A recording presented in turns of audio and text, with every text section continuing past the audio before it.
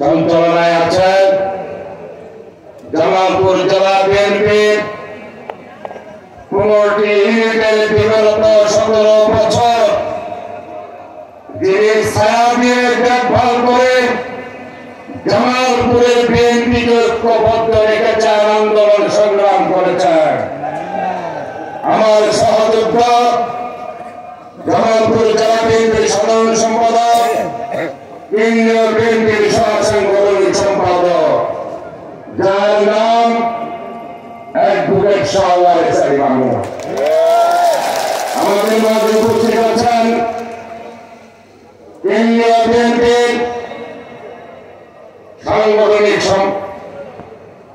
আমাদের মাঝে উপস্থিত আছেন কেন্দ্রীয় বিএনপির আরেক যুগ্ম মহাসচিব, যিনি আপনি গত আওয়ামী লীগ ফ্যাসিস্ট সরকারের আমলে বৃহত্তর ময়মনসিংহের দায়িত্ব নিয়ে জামালপুর কতবার এসেছেন হিসাব নেই।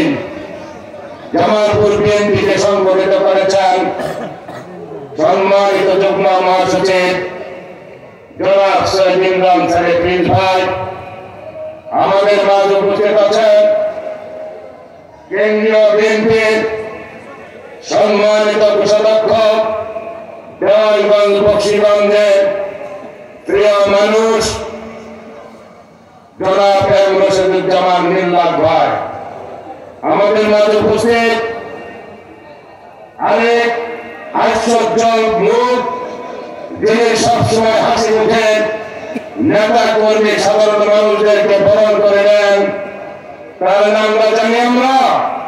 তার নাম হলো কেন্দ্রীয় বিএনপির সাংগঠনিক সম্পাদক জনাব শরীফুল আলম ভাই আমাদের মাঝে উপস্থিত আছেন।